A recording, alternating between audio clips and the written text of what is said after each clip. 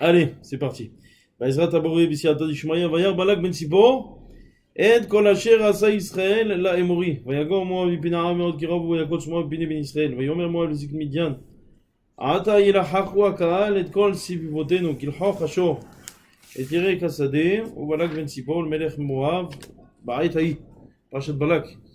C'est une des parachiotes, c'est une de mes parachiotes préférées dans la Torah. Parce qu'on a là, ici, la haine de ce qui n'est pas juif vis-à-vis du juif. Et ce qui est dans cette paracha se reproduit en fait de génération en génération. À savoir, tous ceux qui sont antisémites, des antisémites notoires, se réunissent pour maudire le Ham Israël, malheureusement. Et ils n'y réussissent jamais. Donc finalement, la paracha de Balak, c'est simplement le fil conducteur de l'histoire, ce qui va se répéter au fur et à mesure qu'on avance. Allez, plus précisément. Regarde Balak, il a vu Balak. Qu'est-ce qu'il a vu?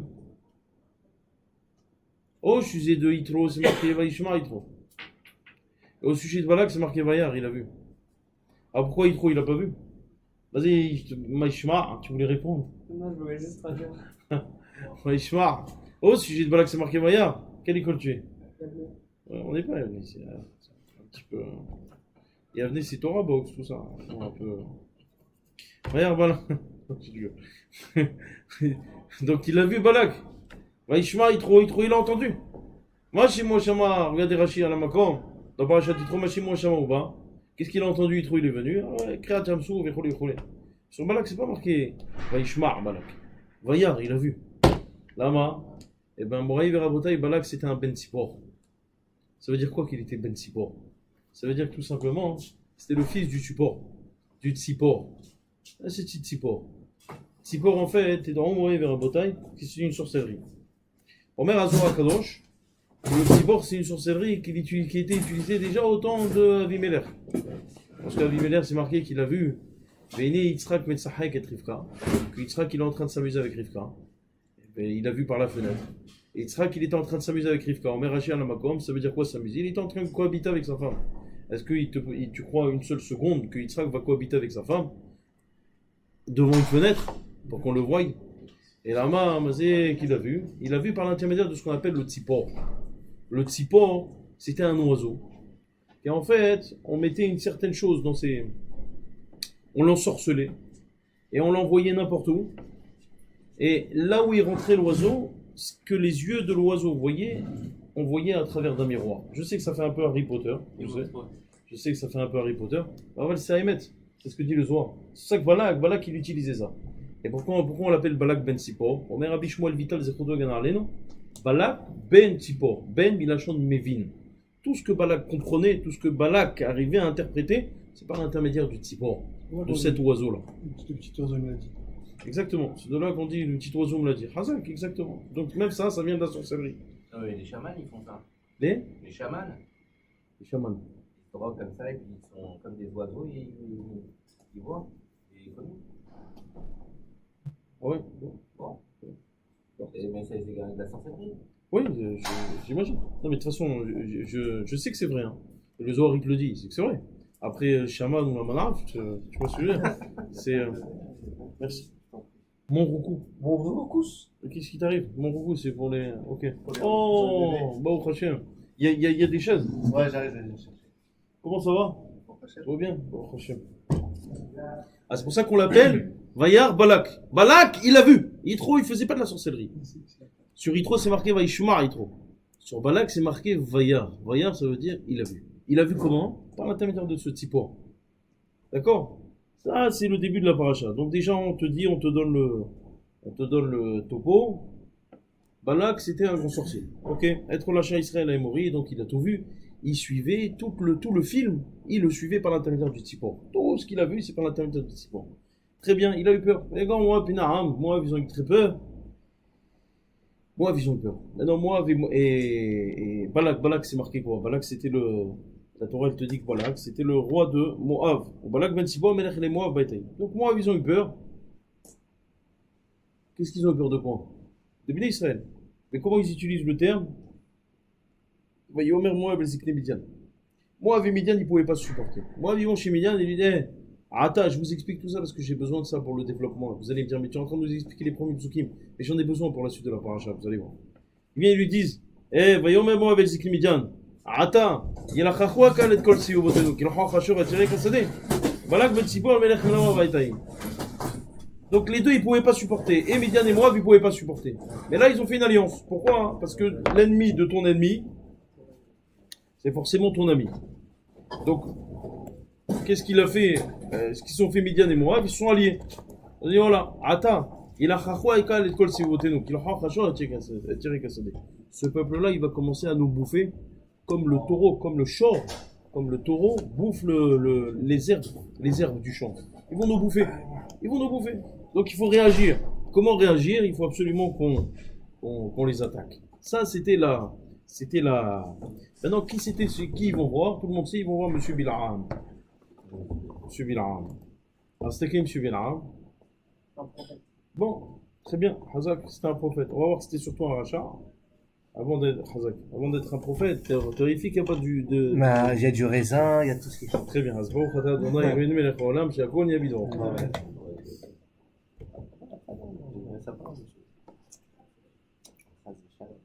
C'est bon, il est très très bon en plus. S'il est bon, c'est qu'il y a un problème de cache-route. Mais simplement, c'était qui Bil'am? Allez, maintenant on va commencer. On va rentrer dans les détails. Premièrement, il faut savoir que le Dover Tzedek, c'est le José Miloublin.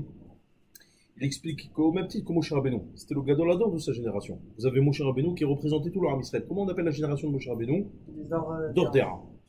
Donc au même titre que Moshe Rabbeinu, c'était le Gadolador de toute sa génération, Bil'am, c'était le Gadolador Kaviachol, L'Avdik Ben Kodesh Lachol ou Ben Tamel Ataor, c'est le Gadolador des Goïm. Donc vous avez ici une confrontation, on va voir cette fois-ci une confrontation Bil'am et Moshe. Pour ceux qui étaient là la semaine dernière, ils ont entendu ce que j'ai dit sur Korah. Enfin, pas la semaine dernière, il y a 2 semaines. Vous vous rappelez d'où vient la confrontation de M. Korah avec Moshe Rabbeinu, Zechuto et Ganarenu? Vous rappelez d'où vient cette confrontation? On avait dit que Korah, c'était le Cholech Gra de Caïn, et que Moshe Rabbeinu, c'était Hevel. Et en fait, on a ici la bataille entre Caïn et Hevel. Tous ceux qui n'étaient pas là à Korah, regardez sur YouTube, Baruch Hashem, tout est disponible. Voilà, tout est disponible. Mais il va y avoir exactement la même scène qui va se reproduire ici avec Bil'am. C'est-à-dire toujours la même tentative. Alors Bil'am, encore une fois, c'était le Gadolador au niveau des Goïm. Au même titre que Moshe Rabbeinu, c'était le Gadolador de Dordéa, Bil'am, c'était lui qui représentait finalement tous les Goïm. C'était la représentation de tous les Goïm. Il pose une question très très simple. Rabbi Yaakov Abersera dans son Marsof à la vanne. Est-ce qu'avant c'était un jeu? Attends 2 minutes. On va rentrer petit à petit, je vais vous amener jusqu'à ce que vous allez me dire c'est extraordinaire. Vous allez voir, 2 minutes, je vais doucement. On m'a dit que ça va trop vite des fois, alors je vais aller doucement, petit à petit.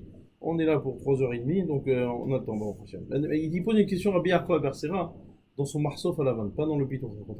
Dans Marsof à la vanne, il pose une question, il dit dis-moi, Bil'am c'était un Gadol? Il était Gadol Bechokma? Il était Gadol Benevoa? Tu l'as dit, c'était un Navi? Oui. C'est marqué Vélo comme Navi en Israël, lo comme Navi, qui est Moshe.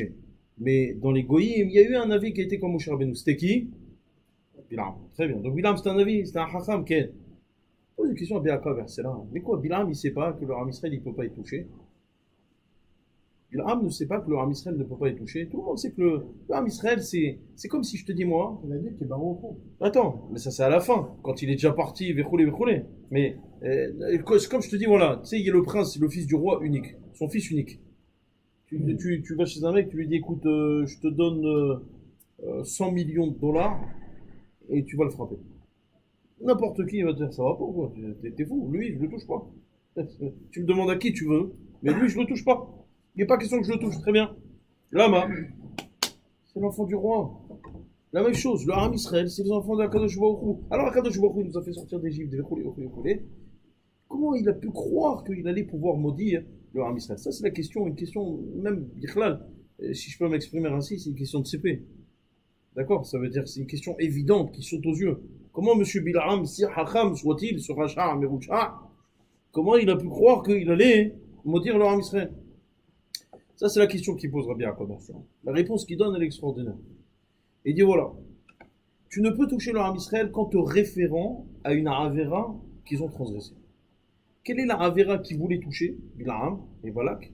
Kilhoch Hashor. Kilhoch Hashor, ça vous rappelle rien? Kilhach Hashor. Comme ça, il dit Rabbi Yaakov. Il ne faut pas lire Kilhoch Hashor, il faut lire Kilhach Hashor. Ça veut dire quoi? quand les Bnei Israël ils ont fait leur Hegel, Omer Midrash, que pour vérifier si c'était vraiment un veau qui était vivant, qu'est-ce qu'ils ont fait? Ils lui ont donné à manger des herbes. Vous vous rappelez de ça, on en a parlé dans le cours qu'on a fait sur Parashat Shemot avec Younous et Yambrous, exactement. Ils lui ont donné de l'herbe parce que cette herbe-là, rappelez-vous, le Harizal Akadosh il explique que ASF c'était du domaine du Tzomer, vous vous rappelez tout ça? Et que pourquoi ils lui ont donné cette herbe? Wow, j'ai l'impression que vous avez une mémoire terrible. Donc pourquoi ils lui ont donné cette herbe? C'est parce que la Neshama de leur ancêtre qui était la Van Aracha, il était en Gilgoul dans cette herbe. Donc ils ont voulu enlever le Gilgoul, ils l'ont mis dans le truc. Toute une tralouette qu'on a expliqué par Hachet Shemot pour ceux évidemment qui n'ont pas écouté. Allez voir sur YouTube. Maintenant, il a mangé, ce taureau-là, ce veau d'or-là en question, pardon, a mangé de l'herbe. Donc, il dit Rabbi Yaakov verset là, qu'est-ce qu'ils ont visé, Bil'am et Balak?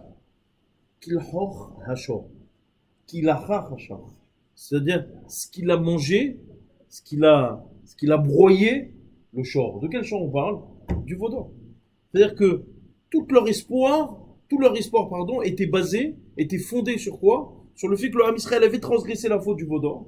Et c'est grâce à ça qu'ils auraient pu éventuellement faire tomber la klala qu'ils auraient malheureusement prononcée. Alors, Hazak, alors on y va. Et là, cette fois-ci, on va citer Rabbi Haim Ben Atta. Bref, Rabotai, c'est l'Aïloula de Rabbi Haim Ben Atta aujourd'hui. On est le 15 Tammuz, donc Rabbi Haim Ben Atta, évidemment, sera à l'honneur. Vous savez quelle importance j'attache à ce tzaddik, combien de fois on le cite. Et là, il donne quelque chose d'extraordinaire sur la paracha de cette semaine. Alors, autant le citer en plus, c'est sa paracha, c'est ça. Paracha. J'allais dire sa paracha de Bar Mitzvah. Non, c'est ça, Aïloula en plus aujourd'hui. Donc, il explique comme ça, Rabbi Haim Ben Atta, il dit comme ça. Quelque chose de sublime. Et lorsqu'un homme, il faute, qu'est-ce qu'il amène? Alors, il faut qu'il sache déjà que Al-Pisod, lui-même, il le dit dans son commentaire. Donc, c'est pas vraiment la Kabbalah, parce que quand c'est de la Kabbalah pure et dure, le Rahaïm, il dit Davar yadoua li yoda'echen. Bon. La chose est connue pour ceux qui connaissent le sol. Et il s'arrête là. Alors, si, je vais pas t'en dire plus. Lui, là, il développe, et il explique, il dit voilà, lorsqu'un homme faute, il amène à ce que malheureusement, les forces du mal ont une emprise sur le chorès de sa neshama. Ça, je l'ai dit plusieurs fois, c'est connu. C'est-à-dire que lorsqu'un homme il faute, les forces du mal auront une emprise sur le chorès de ta neshama. Qu'est-ce que ça leur amène d'avoir cette emprise sur le chorès de ta neshama? Ça leur amène quoi? Alors vous devez vous imaginer que là-haut, c'est comme si finalement chaque neshama c'était un fil qui était branché. C'était un fil, kaviachol. C'était un fil qui était branché à un faisceau de lumière et de shefar, de vie, verroulé. Et en fait, lorsqu'un homme il faute, il amène à ce que les forces du mal, donc cette impureté-là, va avoir une emprise sur ton fil, le fil qui te relie avec Akadosh Baruch Hu. Cette emprise leur amène à pouvoir puiser eux-mêmes de la vie. C'est une source de vie pour eux, parce que sinon ils ne peuvent pas vivre. Sinon ça reste ce qu'on appelle des halalim, des cadavres. Donc pour eux c'est une source de vie. La seule source de vie qu'ils ont, c'est de faire fauter le Ben Adam, le juif. En faisant fauter le juif, ça c'est le Satan. C'est le principe même du Satan. Quand on dit qu'à la fin des temps on va faire la shrita du Satan, c'est pas qu'on va prendre le Satan et on va lui faire une shrita avec comme ça, tu vois là. Non, c'est pas ça. C'est qu'à la fin des temps, tout simplement, la faute va disparaître. Et la faute va disparaître, le Satan lui-même va disparaître. Parce qu'il n'aura plus de vie. Satan lui-même va disparaître. Donc là, c'est la même chose. Un homme qui faute, un homme qui amène à ce que les forces du mal ont une emprise sur le shoresh de sa neshama. On appelle ça une achiza beshoresh nishmato. Une emprise sur le shoresh de sa neshama. Très bien. Mais encore faut-il que sa neshama soit une neshama qui soit accessible à ces forces du mal. Et le problème, il est que le Ham Israël, à cette époque-là, eh ben, avait une telle grandeur, ce qu'on appelait d'ordéra, qu'il n'y avait aucune salissure au niveau de leur neshama. C'est-à-dire que toutes ces forces du mal n'avaient aucune emprise. C'était des neshamot qui étaient purs. Il n'y avait rien à faire. Vous allez le voir. Maintenant, il faut savoir aussi une autre chose, que la Gemara dit dans la Masechet Brachot, que normalement, Akadosh Baruch Hu, lorsqu'un homme il fait une faute, il ne le punit pas. Il faut savoir. Il ne punit pas. Alors qu'est-ce qui arrive? Qu'est-ce qui se passe? Pourquoi des fois l'homme est puni? Parce qu'il y a un moment dans la journée où Akadosh Baruch Hu est ce qu'on appelle Midat Hadin. D'habitude, il est ce qu'on appelle Erech Hapaim, c'est-à-dire qu'il laisse couler le temps que la personne elle fasse. Tu vois? Il y a un seul moment dans la journée qui dure 63 millisecondes où Akadosh Baruch Hu, il est Midat Hadin. Ce moment, on appelle ça le moment de Rigzo. C'est le moment de Rogez. Rogez, c'est le moment de colère. C'est pas Chas V'Shalom, Akadosh Baruch Hu il est en colère, pas du tout. C'est qu'à ce moment-là, Akadosh Baruch Hu il juge les Midat Adin. Et on sait que pendant toute la période de Bilam, eh ben, Akadosh Baruch Hu ne s'est pas énervé. Pourquoi? Parce que je vous l'ai expliqué. Un homme qui, malheureusement, a fauté. Alors, Akadosh Baruch Hu va lui laisser du crédit. Mais des fois, il se peut que son jugement va exactement tomber. À quel moment? À ce moment, il est Midat Adin. Et le moment où il est Midat Adin, Akadosh Baruch Hu, il n'est pas Rahman. Il applique la loi, la sentence. C'est pour ça que le Rahim Akadosh se pose une question depuis le début de la paracha. Comment un rachat peut faire que la klala va marcher? Si la klala doit marcher, alors pourquoi Akadosh Baruch Hu a inversé? Si la klala ne peut pas marcher, pourquoi Akadosh Baruch Hu lui a donné forcément la possibilité de parler? C'est ou l'un ou l'autre. C'est quoi cette notion de... Il voulait faire une klala Bilam, ça s'est inversé. Si la klala devait marcher, si elle devait pas marcher, laisse-le faire la klala. Si elle devait marcher, alors pourquoi tu inverses? Alors il répond, il explique comme ça. Justement, dans le Ham Israël, la klala ne peut marcher que si les forces du mal ont une emprise sur la neshama du Ben Adam. Si les forces du mal ont une emprise sur cette neshama, là la klala peut tomber, une malédiction elle peut tomber. Si un homme il est naki, si un homme il est propre de toute avérote, il est sûr que sa neshama elle est blanche, tu peux le maudire jusqu'à demain, ça fera rien du tout. En kol venaone. Et là, lorsqu'une personne elle arrive à maudire et que cette malédiction elle tombe exactement au moment où Akadosh Baruch Hu il est Midat Adin, c'est-à-dire dans ces 63 millisecondes, et que la personne malheureusement elle a quelque chose à se reprocher au niveau de la neshama, là la klala peut intervenir là-bas. Parce que la Midat Adin va faire son travail. Donc Bilam, c'est sur ça qu'il a voulu jouer. Il attendait ce qu'on appelle le moment. Et il disait on va arriver le moment, c'est parti. Mais tout ce qu'il disait, ça marchait pas. Akadosh Baruch Hu, il inversait. Là, Omer Rabbi Haim ben Atta, qui merosh souris mereno, ou migevaot ashureno, en am levadad dishkon, ou vagoyim lo itchashav. Là, dans ces propos de Bilam, on a tout son plan d'attaque. Qui merosh souris mereno. Où j'ai voulu attaquer Omer Bilam, j'ai voulu attaquer Merosh, leur Shoresh, j'ai voulu attaquer le Shoresh. J'ai pas réussi. Ou Migevaot Ashurenu. Et j'ai voulu remonter plus loin. C'est quoi plus loin? De leurs parents. Pas sur Am Israël. Leur Neshama, elle était pure. Mais remontons plus loin. Qui? Avraham, Yitzhak et Yaakov. Encore plus pur. Alors je suis allé chez qui? Merosh, misé Merosh. Non. Terah, le père d'Avraham Avinu. Qui merosh sourit mereno, ou megevaot assureno. En'am levadad dishkon. Bon, ça n'a pas marché là, parce que c'est un peuple qui est scellé. Akadosh Baruch Hu, il a coupé le lien qu'on avait avec Terah. En'am levadad dishkon. C'est un peuple seul. Levadad dishkon. Akadosh Baruch Hu a coupé ce lien qu'on avait avec Terah. Akadosh Baruch Hu, il a coupé. Comment il a fait ça? On l'a dit plusieurs fois. Omer Arizal Akadosh, c'est comment il a fait ça? Très simple. Ça va? Hein? C'est comme ça, c'est le peuple, il est. Comme il y a du pur et de l'impur, donc on est le vrai. Mais pourquoi vous allez chercher si loin? Vous cherchez compliqué. Quand on peut faire ça. Mais c'est le même principe que les Havot étaient stériles. Les Havot étaient stériles. Quand ils ont pu enfanter, c'est que par naissance. Omer Ben Ishraï, le fait de pouvoir enfanter par naissance, ça veut dire, qu'est-ce qu'un homme laisse à son fils? À part son code génétique, la moitié de son code génétique. Mais qu'est-ce qu'un homme laisse à son fils? Par définition, il laisse ce qu'on appelle le Koach HaMolid, la force de procréer. Un homme donne à son fils la force de procréer. Or, Terah a-t-il donné la force de procréer à Abraham? Non. La Gemara dit qu'Abraham, il était tumtum. Ça veut dire qu'il avait rien. Oui, bah oui. Il avait rien. Pourquoi c'est valeur de Yéhous? Il avait rien. C'est comme ça que définit le Yéhous, le Ben Ishraï. Quand on dit Ben, ça veut dire donner la force de procréer. Mon père qui m'a donné la force de procréer. D'accord? Maintenant, remarquez, Terah, il a donné à Abraham, il était stérile. Yitzhak, il était stérile. Et Yaakov, il était pas stérile, là, parce que Yaakov, ça y est, il était pur. Donc ça veut dire qu'on a eu besoin, à partir de Avraham Avinu, de recréer une matrice. Cette matrice pour couper le lien avec Terah. Et donc c'est ce qu'il dit Bilam. Qui mérange souris merenu. Je suis parti chercher là-haut. Au Megavaot Ashurenu. J'ai même vu les femmes, les mères, les imaot. En'am levada dishkon. Ovagoim lo yithashav. C'est un peuple qui est scellé. Akadosh Baruch Hu, il a réussi à les séparer du reste du monde. En'am levada dishkon. Ovagoim lo yithashav. Hein, Maurice? Ça, c'est ce qu'il dit Rabbi Haim ben Atta. C'est toute le plan, la tactique de Bil'am, ici tu l'as. D'attaquer le Shorès de leur Neshamot.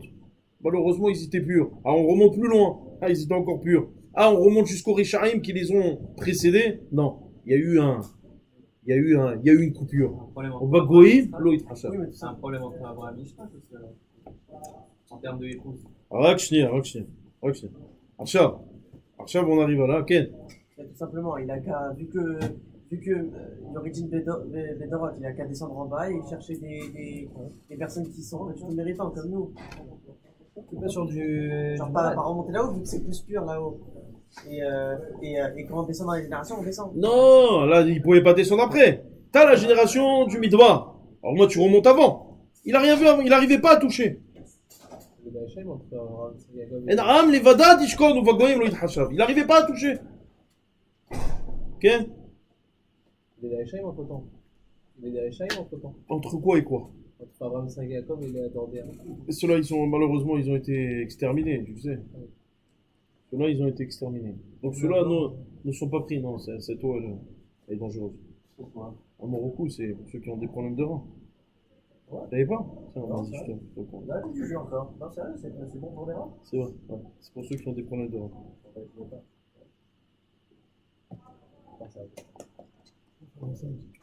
Ok. En tout cas, stop. Qu'est-ce qu'il crie depuis tout à l'heure? C'est quoi ces cris? C'est la fenêtre? Non, c'est la fenêtre. Il y a un cours dans la rue. Mais. Ah, d'ailleurs, juste, ça me fait penser à un truc. On a dit, donc finalement, Kilhoch Hashor, il voulait, et c'est ce qu'il dit le Rahim Akadosh, c'est que c'est Béhémet, Bil'am, il a rien trouvé. Remonté dans les générations précédentes, il a rien trouvé. Qu'est-ce qui lui restait comme solution? Le Hegel. Toucher le Hegel, exactement comme dit Rabbi Yaakov Bersera. Toucher le Hegel. Ça veut dire que son plan, c'était de profiter de la faute du Hegel sur laquelle Akadosh Baruch Hu, il a dit, je vais vous faire payer génération par génération. Toucher ce quota-là pour maudire le Ham Israël. Et c'est la raison pour laquelle Akadosh Baruch Hu, il a eu besoin de faire, d'inverser sa malédiction. D'accord? Vous avez compris? Et c'est pour ça d'ailleurs que non seulement Akadosh Baruch Hu, il a eu besoin d'inverser la malédiction, mais en plus il a eu besoin de ne pas utiliser cette midatadin. Et regardez comment il explique le Shem Shimaon. Il explique comme ça d'ailleurs. Vaïchara felokim ki olechon. Tout le monde pose la question. Bil'am, Balak qui vient le voir, les envoyés de Balak, tu viens avec nous? On va faire la teuf. Alors Bil'am il répond, il dit non, j'attends la parole de Dieu. Je peux pas faire ce que vous voulez. Moi je suis lié avec Hachem. Y a pas. Ah, bon alors vas-y dors. La première fois que tu vas, non, ne va pas. Qui va rouchou, ne va pas avec eux. C'est bien. Après il lui redemande. Bon attendez, je vais demander à Kadosh Baruch Hu. Et Hachem lui dit, ah là vas-y pars avec eux. L'ech ima anashim. L'ech, vas-y avec eux. Juste après il est parti, c'est marqué Vaïchal felokim ki olechu. Kadosh Baruch Hu il s'est énervé. Et tu lui as dit de partir. Alors c'est vrai que c'est la Gemara elle dit dans l'endroit, dans le derech que la personne elle veut emprunter. Alors on l'amène dans ce derech là. Très bien, ok. Ça répond pas à ma question. Stam. Vaïchar, pourquoi utiliser ce terme de Vaïchar? Explique le Shem Shimaon. Regardez comment c'est joli. Quand on dit que Kadosh Baruch Hu s'énerve, je vous l'ai répété plusieurs fois, c'est pas qu'il s'énerve, c'est qu'il utilise ce qu'on appelle Midat Adin. La Midat Adin. Alors, comment on appelle la Midat Adin dans la Torah? Il y a un nom. Vous savez qu'il y a un nom pour chaque Midat d'Akadosh Baruch Hu. La Midat Arachamim, c'est Yud Kevavke. La Midat Adin, tu sais quoi le nom? Elokim. Bereshit, Bara Elokim, et Hashem et Aret. Regarde le premier rachat à la Torah. Ratsa, il a voulu créer avec Midat Adin, il a vu que ça n'allait pas marcher, alors il a utilisé Shitaf, bon, Midat Rachamim, il a utilisé Midat Rachamim. Mais à chaque fois qu'on utilise un Midat Adin, quel nom on utilise? Elokim. Alors regardez comment c'est joli. Il explique le Shem Shimon. Vaïchar af Elokim. Ki volechu. La Midat Adin, elle s'est énervée. C'est la Midat Adin qui s'est énervée. L'Amra qui volechu. Parce que Kadosh Baruch Hu lui dit pendant tout le temps, Bil'am il va voyager, il n'y a pas de Midat Adin. Ah, c'est la Midat Adin qui s'est énervée. Vaïchar af, qui s'est énervé? Elokim. La Midat Adin, elle s'est énervée. Lama qui olechou, parce que Akadosh Baruch Hu l'a fait taire.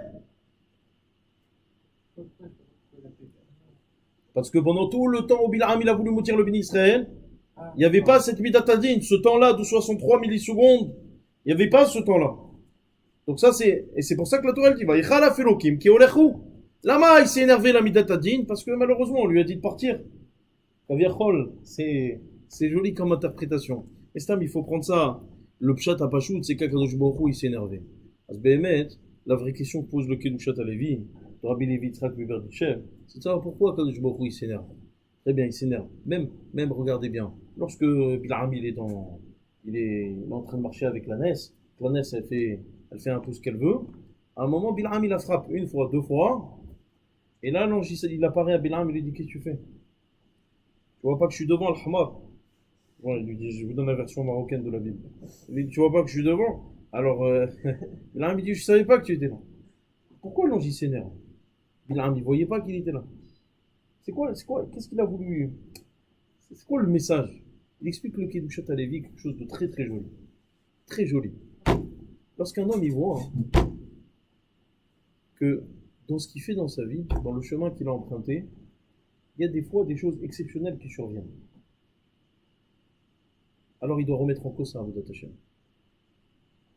Il doit remettre en cause sa Avodat Hashem. Ça veut dire qu'il doit se dire, tiens, si cette chose est survenue, c'est qu'il y a quelque chose de bizarre dans ce que je suis en train de faire. La même chose, Bil'am, il est en train de partir avec ses gens. Là, son ânesse, elle a un comportement très bizarre. Très bizarre. Enfin, sa femme, son ânesse, sa femme. Il avait des relations avec son homme. C'est un comportement très bizarre. Alors il lui dit chérie, il a pas un non, il lui donne un coup. Il lui donne un coup, d'accord? Il la frappe. Mais il est en train de lui dire l'ange, Al-Hma, si tu vois quelque chose de bizarre intervenir, qui survient sur ton chemin, remets ta Avodat Hashem en question. Tu n'es même pas capable de de te dire, qu'est-ce que veut Akadosh Baruch Hu à ce moment-là? Qu'est-ce que veut de moi Akadosh Baruch Hu à ce moment-là? Est-ce que réellement il voulait que j'y aille? Alors c'est ça qu'il dit Rav Levi Yitzhak Biberditchev. Akadosh Baruch Hu lui a dit, Lech ima anashim, va avec ces gens-là. Parce que je veux que tu comprennes dans le chemin que le fait de partir avec eux, regardez comment c'est joli. Le fait de partir avec eux, c'est pas bien. Parce que quand je l'ai dit la première fois, rien que par voie de rêve, t'as pas voulu accepter. Alors maintenant, je veux que dans le maasé, dans l'action, tu comprennes que c'est pas bien. Comment? En voyant survenir sur ton chemin des choses étranges, des comportements étranges. Comprends que c'est pas bien. Remets-toi en question. Remets ta Avodat Hashem en question. Non, lui, il n'a pas compris. Il n'a pas compris comment ça frappait l'ânesse. Au lieu de se frapper à lui, à l'Ahmad, il a frappé l'ânesse. Et ça, c'était Bil'am. Bref, Rabotai, il dit le divrei Bina, hein, qu'à chaque fois que Bil'am a parlé, il a dit Vaïssa Meshalo Vayomar. Vaïssa Meshalo Vayomar. Mais c'est Vaïssa Meshalo Vayomar. Normalement, lorsqu'un Navi il parle pas en disant Vaïssa Meshalo. Qu'est-ce qu'il dit? Qu'est-ce qu'il dit le Navi quand on doit parler? Kohama Hashem. Ainsi a dit Akadosh Baruch Hu. Vas-y, Vaïssa, je le traduis littéralement. Vaïssa Meshalo Vayomar. Il a porté son machal, il a dit. Machal, c'est quoi un machal? Une parabole. Omer a dit vrai Bina. Bil'am, il était tellement vide en lui, il était tellement vide comme type, comme bonhomme, il était tellement tamé ce bonhomme. D'ailleurs, c'est pour ça qu'à chaque fois que Akadosh Baruch Hu il vient à lui, c'est marqué Vaïkar, pas Vaïkra. Vaïkar, ça veut dire il était froid, Akadosh Baruch Hu, il en chante car. C'était un homme qui était tamé.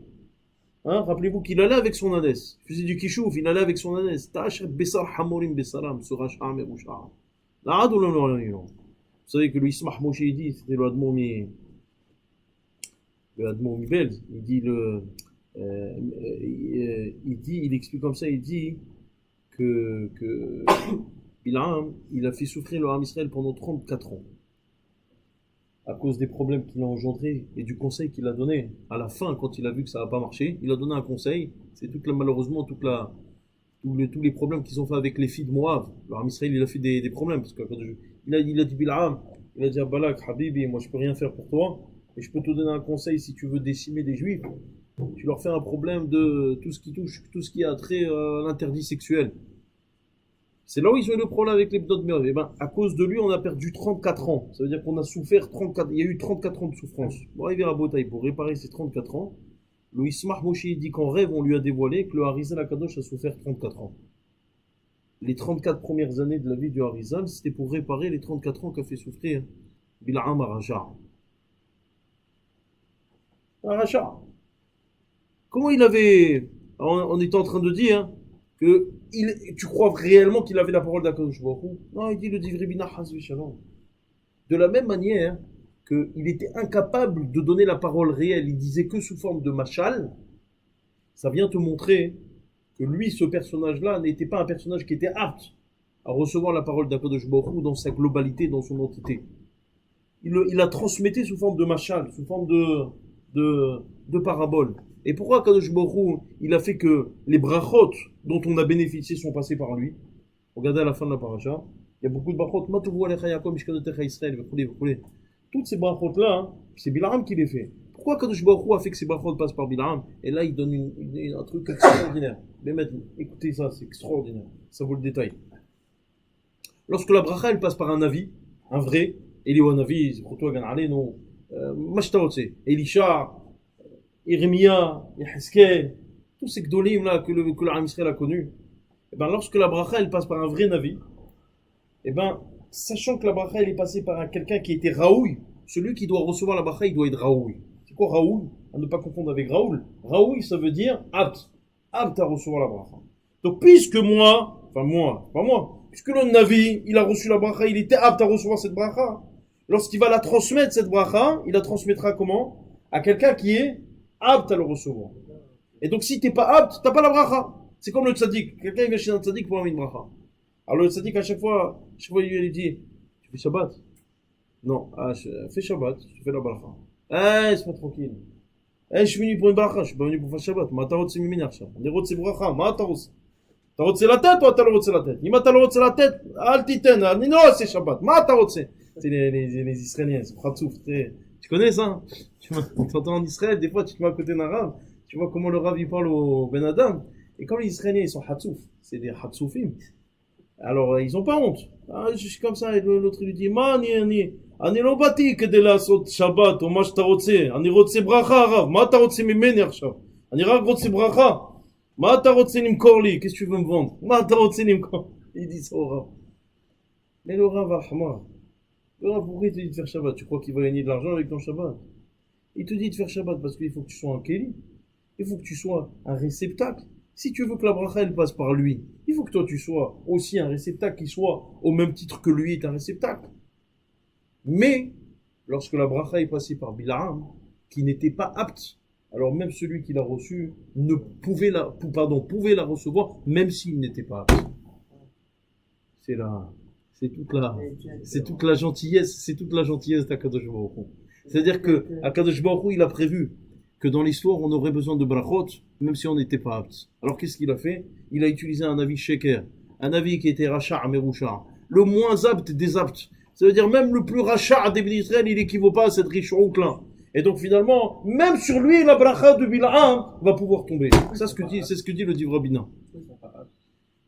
Alors, il y a eu la capara. Non, à un moment dans l'histoire, plus tard. Puisque je vous rappelle que les paroles de Bil'am, c'est des paroles qui sont dans le futur. Hein. Beaucoup de propos, comme dit le Rabbi Milubavitch, de Chotoy Ganarlenu, il explique le Rabbi Milubavitch que beaucoup de propos font référence à quoi? À la fin des temps. Complètement à la fin des temps. La preuve, c'est marqué comme ça dans la paracha. Hein. Je vais vous donner le pasuk exact.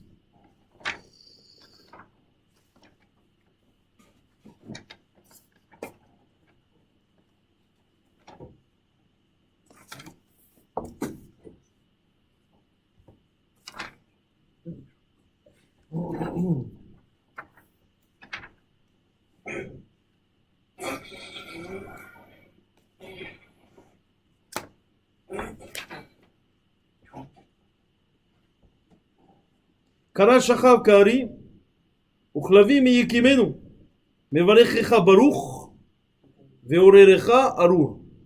Ça c'est une bracha dit le Rabbi Milubavitch, c'est sur la fin des temps. וכלבים מיקימנו, si on est en train de parler du Mashiach.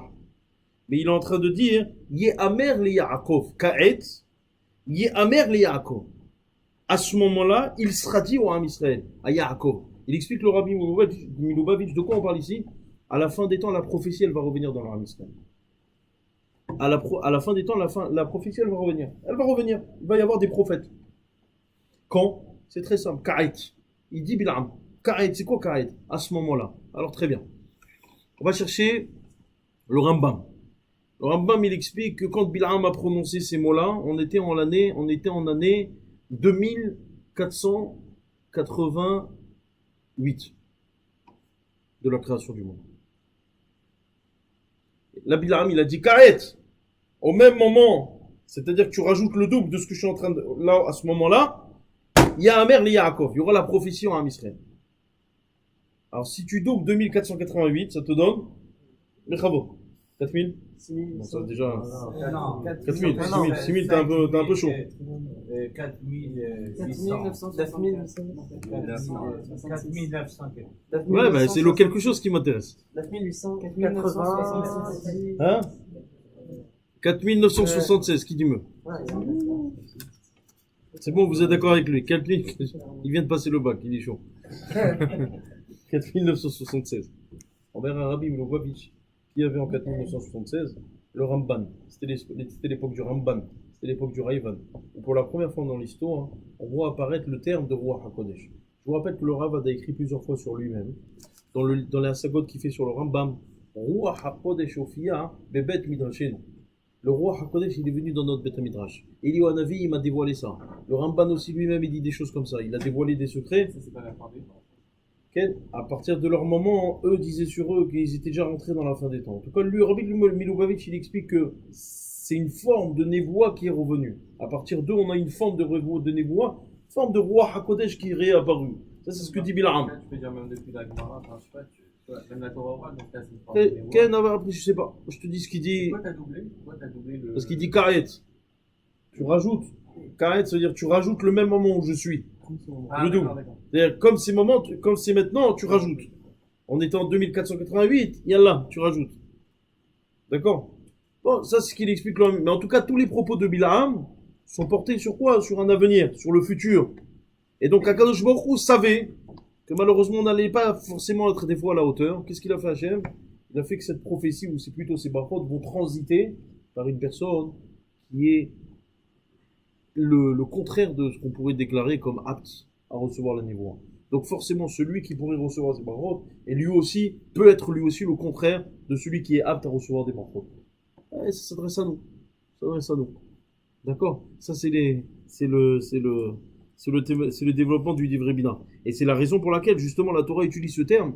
Vaïssa Meshalo Vayoma. C'est-à-dire que Bil'am, à chaque fois qu'il devait dire quelque chose, qu'est-ce qu'il disait? Meshalo. Meshalo.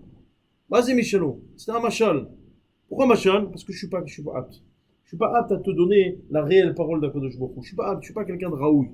Et Béhémet, si on analyse bien, vous allez voir que sur ce pasouk de Kimirosh Sourim Erenu, au Migevarot Ashurenu, il y a un autre pirouge qui s'appelle Imri Noam, et qui vient donner un commentaire qui est très intéressant. Il dit comme ça, Kimirosh Sourim Erenu, dans le développement de la tactique de Bil'am, lorsqu'il a voulu maudire les Bnei Israël, il a dit la première chose que j'ai voulu toucher, c'était les tzadikim. Kimirosh Sourim Erenu. J'ai voulu toucher ceux qui étaient à la tête. J'ai pas pu toucher. Ils étaient trop kadosh. Alors qui j'ai touché? Alors qui j'ai essayé de toucher?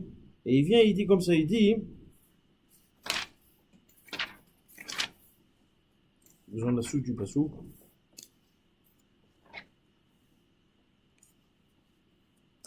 Il y a un beau truc sur ça. Mimana Afa Yaakov. On mispare et trouva Israël. N'oubliez pas, faites-moi rappeler que je dois vous citer le Harizal sur ça. Tamot Nafshi Motisharim. Vous allez voir, c'est de la folie ça. Utia Haritu Kamou. Allez, je vais vous le citer maintenant. Yalla. Sinon, je vais oublier. J'ai pas envie d'oublier. Le Harizal Kadosh, il explique dans Sha'ar HaPsukim. C'est dans Sha'ar HaPsukim. Ça, vous allez pas le voir nulle part. Faut aller voir dans Sha'ar HaPsukim. C'est un livre de Kabbalah. Il explique là-bas le Harizal Kadosh que Tamot Nafshi Motisharim. Regarde ce rachat. C'est un rachat. Et qu'est-ce qu'il demande à Kadosh Baruch Hu? Il dit Hachem, j'ai envie de mourir comme les justes. C'est qui les justes? De qui il parle? Il est en train de parler de Avraham Mitzvah Yaakov, Moshe Aaron ou Myriam. Que eux, ils sont morts par Mitat Neshika. Et puis il vient chez Kadosh Baruch Hu, il dit Hachem, Tamot Nafshi Motisharim. J'ai envie de mourir comme les justes. Par Mitat Neshika. Kadosh Baruch Hu lui dit tu veux mourir comme les justes, Al-Hamad. Tu crois que tu vas mourir, toi qui es tamé? Comment il est mort, Bil'am? Transpercé par les. transpercé par l'épée de... Il n'est pas mort De lui-même. Hein? Ah, ça c'est quoi la fils. Bil'am, comment il est mort? Transpercé par sa propreté avec une femme. Hazakouba. Pinhas, remarquez bien Pinhas. Bah, je pourrais vous faire le développement, mais j'ai pas le temps. C'est un développement très long du Sharab Soukim. Pourquoi Pinhas l'a tué avec l'épée? Que le Zohar HaKadosh il dit que le problème qu'ils avaient avec Bil'am, c'était tellement un sorcier. À chaque fois qu'il lui plantait un truc, ça faisait comme dans les films. Tu plantais, ça ressortait. Alors il savait pas comment faire. Et Pinhas il est venu chez Moshe Rabbeinu, il a dit on n'arrive pas avec celui-là. On n'arrive pas à se le faire. Alors Moshe Rabbeinu lui dit c'est quoi le problème? Il dit à chaque fois qu'on plante, ça ressort. De l'autre côté. Je parle sérieusement. Omer Azohar, que même il arrivait même sur un char, tellement il était fort, il arrivait à se rendre invisible. Il volait, et il arrivait même une fois, Pinhas il était en train de le courser pour le tuer, il a ouvert, comme ça c'est marqué dans le Zohar, il a ouvert le ciel, il est rentré à l'intérieur et il l'a refermé. Alors il va chez Moshe Rabbeinu, Pinhas lui dit j'arrive pas. Hein? C'est un homme. C'est Comment il peut la sorcellerie, mon fils, la sorcellerie, tu peux tout faire avec la Ah, sorcellerie. Moshe, Alors voilà, mais ça pour l'instant, Moshe Rabbeinu. Imaginons Moshe aurait Moshe fait la Rabbeinu, sorcellerie, mais il aurait on n'a fait pas le comme droit ça. d'utiliser ces choses-là. Mais Moshe Rabbeinu, il s'occupait pas du dossier jusqu'à maintenant. C'était Pinhas qui s'occupait. Maintenant, Pinhas, il vient chez Moshe, il lui dit Moshe, je suis désolé, mais j'arrive pas avec celui-là. Là, c'est un. Moshe, il lui dit c'est quoi le problème? Prends-lui son épée, tu dois le tuer avec son épée. Je t'ai dit, c'est avec son épée que tu dois le tuer. Il n'y a que son épée qui pourra le transpercer. Et sur son épée, il y avait une forme de serpent. Bon, je pourrais vous expliquer pourquoi l'épisode, il y avait une marage, c'est long. Mais il y avait un serpent. Donc Pinhas, il est venu, il a dit à Bil'am, il s'est bastonné avec lui, il a réussi à lui prendre son épée, je sais pas comment il a fait, et hop, il a transpercé Nigmar à ses peaux. Ça y est, Nigmar. Ils l'ont tué. Et ils se l'ont fait, ça y est, Nigmar. Très bien. Maintenant, pourquoi je vous ai cité ça? Rappelez-moi pourquoi je vous ai cité ça, parce que voilà. Il croyait, ce rachat, il croyait qu'il allait mourir, Bemita Teshika. Qu'est-ce qui lui est passé par la tête? Non, non, Omer Arizal Akadosh, sa kavana ici, elle était beaucoup plus profonde. Alors on y va, c'est bon. Ce monsieur-là, hein, Bil'am, c'était pas n'importe qui. C'était le Gilgoul de Lavan. Alors on y va. Lui-même. Le premier de l'histoire qui était aussi rachat que lui, c'était Lavan. D'accord? Maintenant, Lavan, il est revenu dans Bil'am. La Gemara dit dans Maseret Sanhedrin d'Aprou Zayin que les trois, tout ce que je suis en train de vous dire, c'est la Gemara. Mais le Harizal HaKadosh, il explique que c'est le Gilgoul. Donc, Lavan, ensuite on a Bil'am, et le dernier de l'histoire, c'est Naval. Naval à Carmélie. Naval, c'est celui qui était au temps de David Améler. Et ce rachat-là, il a refusé de donner du pain à David lorsque David il était en fuite. On met à Gemara qu'il était marié avec il était marié avec Abigaïl, il était marié avec Abigaïl, et que cette femme elle revenait à David. Mais il était marié avec elle. C'était une très belle femme, une prophétesse. Hein, la Gemara de Masret Megillah qu'elle était divine. Mais qu'est-ce qu'il a fait ce Naval, ce rachat? Il a refusé de donner du pain à David. Et la Torah raconte que le soir même il a fait une serouda chez lui. Il est mort dans la serouda. À force de manger, il est mort dans son sommeil. Mais il expédie vite, le nar. Hein? Le nar, Il expédie très vite. Mais Naval, en fait, si vous prenez Naval, c'est l'inverse de Lavan. Naval, c'est l'inverse de Lavan. Mais maintenant, dans Lavan, tu as tous les Gilgoulim de Lavan. C'est très simple. Lavan, c'est Lamed, Bet, Nun. Alors on y va. Lamed, Lavan, Bet, Bil'am, Nun, Naval. Vous avez à chaque fois la même, c'est à chaque fois la même magouille. D'accord? C'est les mêmes Rishaïm. Lavan, Bil'am, Naval. Bil'am, il vient dire, Kadosh Baruch Hashem. La seule chose que je te demande, Tabot, Tafshimo, Tisharim. Je sais que vous allez me transpercer. Je sais. Tout ce que je suis en train de vous dire, c'est le Harizal. Je sais, mais je t'en prie, que mon Gilgoul, il soit juif. Moshe, il avait demandé pour avoir Ok. Ouais. En fait, d'avoir aussi lui ici. Voilà. Donc il dit à Kadosh Baruch Hu, je t'en prie, Tabot, Tafshimo, Tisharim. Que mon Gilgoul, ça veut dire que la fin de mes Gilgoulim soit juif. Et il était juif. Ah oui. Il s'appelait Naval. Pas Nadal, hein, le joueur de tennis. Naval. Nadal aussi, c'est un Gilgoul. Un démon, celui-là. C'est un maran. Hein? C'est un maran. Quel maran ou là, machetro, mais quoi qu'il en soit, hein, c'est ça.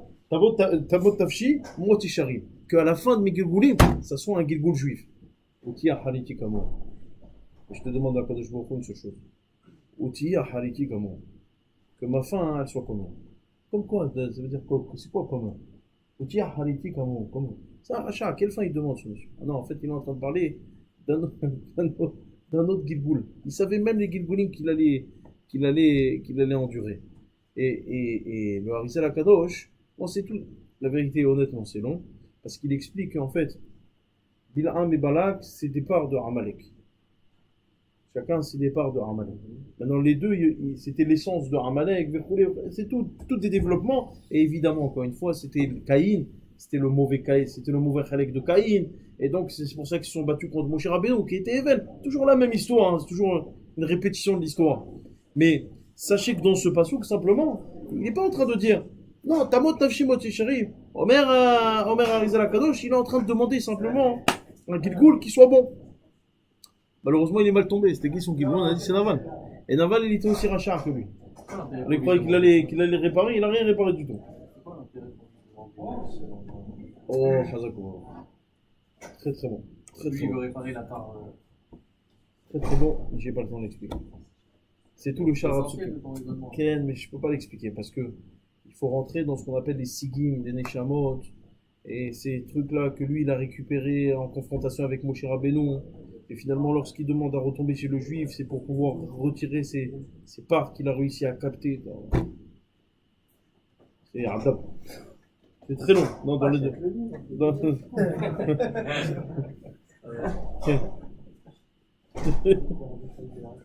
Alors il vient le Imrenoram, il dit Kimerol sur Imreno. Au début, j'ai essayé de toucher les tzadikim. Pas réussi à toucher. Alors qui j'ai essayé de toucher? Imana Fayakom Ismaël Trovatren. Alors après, j'ai essayé de toucher ce qui était Milachon Afar. Afar, c'est ce qu'on appelle dans la Torah les commerçants qui viennent soutenir le limoud de Torah. Ah, il s'est dit, je vais essayer de toucher cela pour pouvoir, si tu enlèves ceux qui soutiennent, tu enlèves forcément la Torah. Même ça, il n'a pas réussi. Même ça, malheureusement pour lui, heureusement pour nous, il n'a pas réussi. Lama, parce que la Torah, elle te dit au Bagoïm Loït Hacham que ces gens-là ne sont pas considérés comme différents de ceux qui étudient la Torah. Les gens qui soutiennent la Torah sont considérés comme des gens qui étudient la Torah. C'est-à-dire que même si toi tu l'étudies pas, tu vas être considéré comme si tu étudiais la Torah. Souvent je raconte cette histoire, un riche il vient chez Raphaïm de Vologine. Il dit à Raphaïm de Vologine, écoute, sa fin elle est proche, il parle de lui, hein, d'accord, j'ai pas envie de dire ça.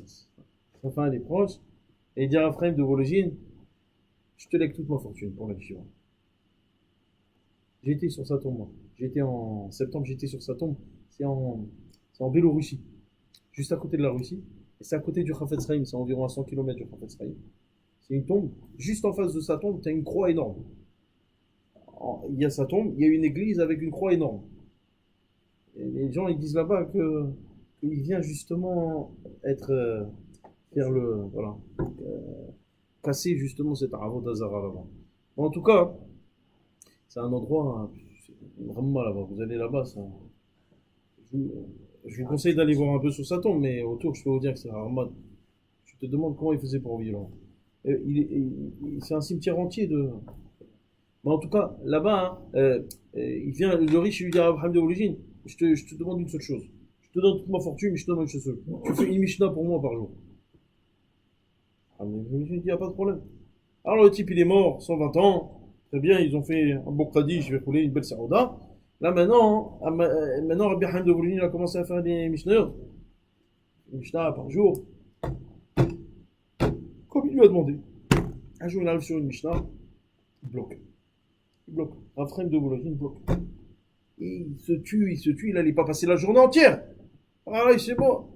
Le soir, dans la nuit, il dort un petit peu. Le type, le riche en question, il vient le voir, il lui dit, dis-moi, t'as pas fait la Mishnah aujourd'hui? Je t'ai demandé de faire la Mishnah. Mais attends aussi. Alors Rabbi Haim lui dit, c'est pas de ma faute, j'arrivais pas à comprendre. Il dit, qu'est-ce que t'as pas compris? Ma baya. Alors Rabbi Haim lui dit, mais tu vas pas comprendre. Il dit, dis-moi ce que t'as pas compris, je te dis. Alors Rabbi Haim lui dit, voilà, il y a ça. Il lui dit, mais c'est nul comme problème. Et paf, il lui fait tout là. Rabbi Haim lui dit, mais tu m'as jamais dit que t'étais hacham. Jamais tu m'as dit que t'étais hacham. Il lui dit, non, t'as pas compris. À chaque fois que tu t'es dit, mais j'étais en bas, on l'étudie avec moi là-haut. Alors toi, quand tu as commencé en bas la Mishnah, on l'a commencé avec moi là-haut. Et on l'a fini là-haut. Mais toi, tu l'as pas fini en bas. Je suis venu pour te l'expliquer. Je suis venu pour t'expliquer la Mishnah. Et là, quelqu'un qui soutient la Torah, hein, c'est quelqu'un qui étudie. Tu peux pas dissocier les deux. Les deux sont indissociables. Comment je vois ça? Le Haron à Kodesh. Sur le Haron, c'est marqué, comment elles s'appelaient les barres? Les barres qui soutenaient le Haron. Est-ce que vous vous rappelez? Parashat Teruma. Comment elles s'appelaient les barres? Oh, Badim. Le Haron, c'est la Torah. Les Badim, c'est ceux qui soutiennent la Torah. Ouais. Et comment la Torah, elle dit dans Parashat Teruma? Attention, attention, attention. C'est marqué là-bas dans la Torah. Il faut jamais séparer les Badim du Haron. Jamais séparer. N'enlève jamais les bas. Ça veut dire quoi? Ça veut dire que ne dissocie jamais ceux qui aident à l'étude de la Torah de ceux qui étudient. Celui qui aide, c'est celui qui étudie. Celui qui étudie, c'est celui qui aide. C'est les mêmes personnages. Donc il dit, qui me range sur les nous. Au début, j'ai voulu toucher ceux qui étudiaient la Torah. Pas réussi. Ah, j'ai voulu toucher ceux qui aidaient. J'ai toujours pas réussi. Qu'est-ce qui me reste comme solution? Rien. Lama, parce que les deux forment une seule entité. Ça, c'est le développement du Mrenoram. D'ailleurs, c'est un pour ceux que ça intéresse. Laurent Haïm Akadosh, il explique que dans le début de la paracha, hein, la première chose qu'il demande, il lui dit quoi? Et c'est très fin comme argumentation, c'est très joli. Il dit comme ça, il lui dit Iné, Amiat Samé Mitzrayim, un peuple est sorti d'Égypte. Iné Chissa et Anaret, c'est un peuple qui a recouvert la surface de la terre. Veu Yoshem Mimouli, il est en face de moi. C'est pas là qu'il s'adresse. Alors maintenant, il faut tous les... Alors tu t'occupes Bil'am, d'accord? Hein? Tu t'occupes, hein? Alors Haïm pose la question, il dit, mais pourquoi il a besoin de préciser tout ça? Il est en face de moi, et ils ont recouvert la surface de la terre. Pourquoi Bil'am, il sait pas tout ça? Il connaît tout ça. Donc il est en train de lui dire, Bil'am, t'es un Hamar, et t'es encore plus Hamar que ce que je pensais. La preuve, t'es dans les conseillers de Paro, n'est-ce pas? Maintenant, qui est le seul personnage dans l'histoire d'Égypte qui a fait cette sorcellerie nécessaire, la sorcellerie nécessaire pour que personne ne puisse sortir d'Égypte? Vous savez c'est qui? Le Zohar Kadosh il dit que c'est Bil'am. Non, c'est Bil'am. On verra Zohar que c'est Bil'am qui a fait ça. Et c'est le conseil de Bil'am, et Bil'am l'a réalisé. Il a fait une sorcellerie. Alors la première chose qu'il lui dit Balak, il lui dit Amiatsam Mitzrayim, hein? Un peuple entier qui est sorti. Ta sorcellerie, c'est pas une personne qui est sortie à l'Ahmar, c'est 600 000 personnes. Hein? Ouais, exactement, c'est une argumentation. Deuxièmement, les trois conseillers de Paro, c'était qui?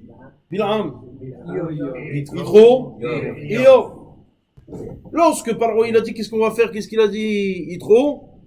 Qu'est-ce qu'il a fait Yitro? Non, Yitro il a dit ne les tue pas. Il les a défendus. Yov il s'est cassé. Iyov, il s'est tué. Yitro il a dit ne les tue pas. Et Bil'am, qu'est-ce qu'il a dit? Tue-les! Yallah! Faut y aller! Alors il lui répond à ça, Balak, regarde. Iné Chissa et Talmaret, hein? Tue-les! Regarde combien ils sont. Ils ont recouvert la surface de la terre. Hein, Bil'am? Bah. Et ensuite, Vehu Yoshem Mimouli. Si tu viens me dire, tu vas faire tes kéchafim de chez, ça veut dire ta sorcellerie de chez toi, toutes tes arnaques de chez toi, hein, ne me sors pas tes bêtises. Parce que ce peuple, Vehu Yoshem Mimouli, il est en face de moi. Et le Midrash, il dit, ça veut dire quoi en face de moi? Le Midrash, il explique. Il dit que les Bnei Israël, quand ils sont venus devant moi, ils sont venus avec des armes. Ils sont venus avec des armes. Alors c'était de l'intox. Hein. C'était une intox. Pourquoi? Parce que la Torah, elle dit, Al s'arrête moi avec. T'as pas le droit de toucher moi. Mais les Bnei Israël, lorsqu'ils sont venus devant eux, pour leur faire peur, ils étaient avec des armes. Ils étaient comme ça.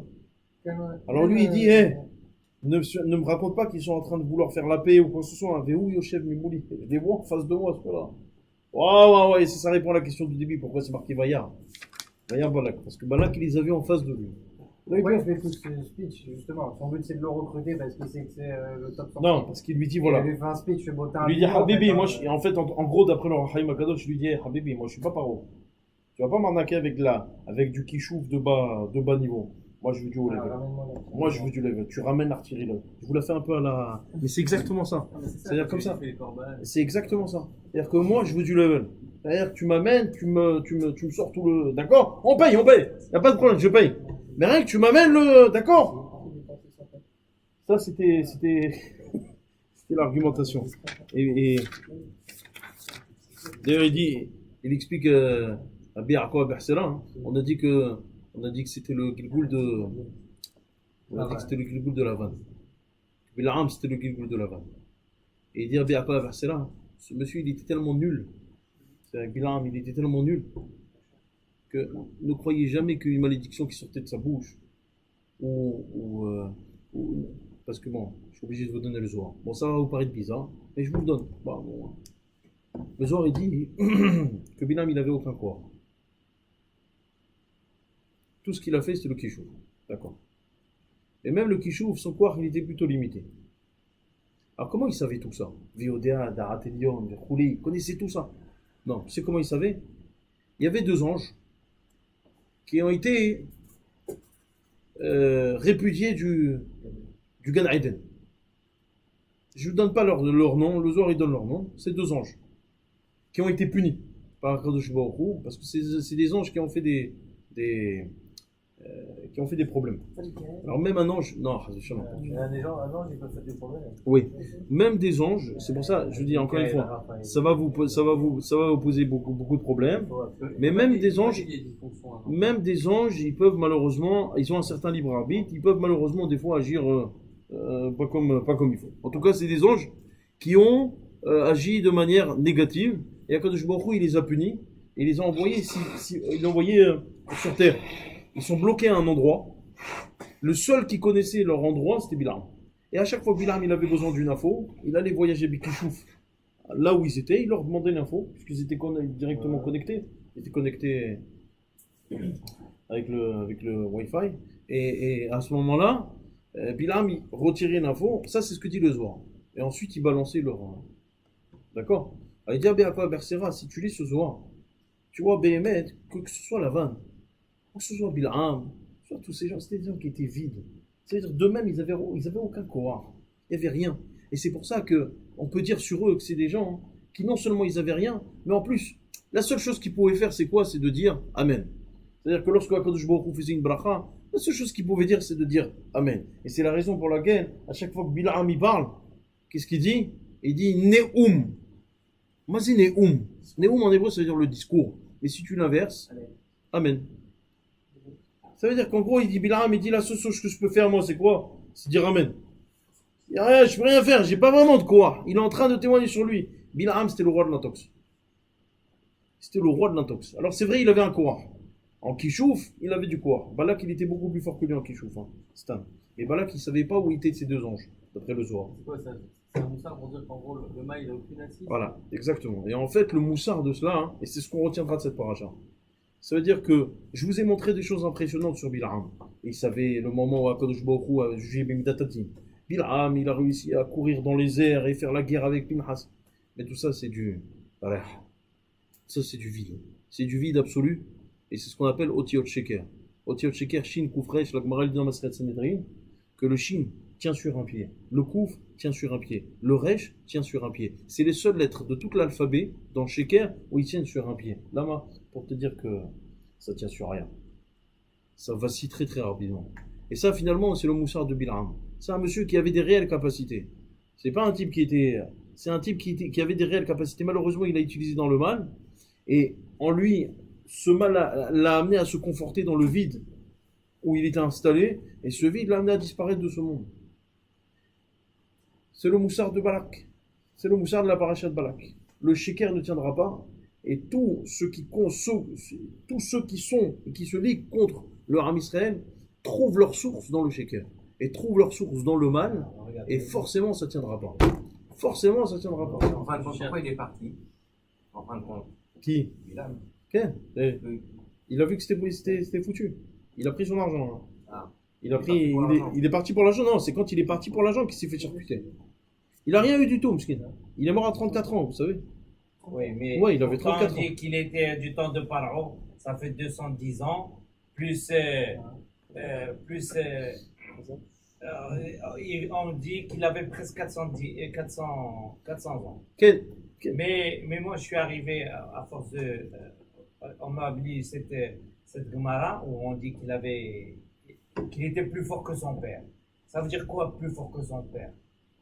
Ça veut dire, après j'ai réfléchi et un jour j'ai eu l'idée, en fin de compte, Bil'am, c'est vrai, c'est pas une Neshama, Nekia, c'est une Neshama de Gilgoul, comme tu viens de le Oui, dire. et la preuve, je te donne la preuve. Oui, Tu veux que je te donne la preuve dans la Torah elle-même?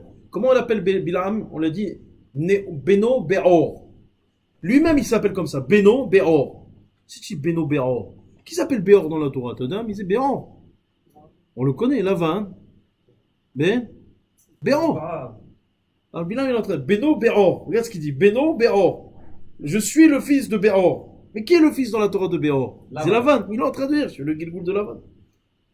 Lui-même il est en train de Beno Be'or. C'est moi le fils de. Lui il est en train de te dire. Mais tout ça c'est une lignée une lignée de vide. Le père de la reine, c'est Béon. Lavan Ben Be'or. Ok. Non, mais on l'appelle aussi, il a ce nom là, Be'or. Ok. C'est pour ça qu'on dit Beno, c'est pas moi qui dis ça, c'est le Hari. Hein. Beno Be'or, c'est-à-dire je suis Lavan. En fait, c'est moi Lavan. Beno Be'or. Comme ça que Lavan est caractérisé dans la Torah. T'as compris? Bon, il y aurait encore beaucoup à dire. Je vois que la Coupe du Monde a fait un gros effet sur vous. Héros et Neno Bismar les Beno, Bagala, vous ça y est, avez fini.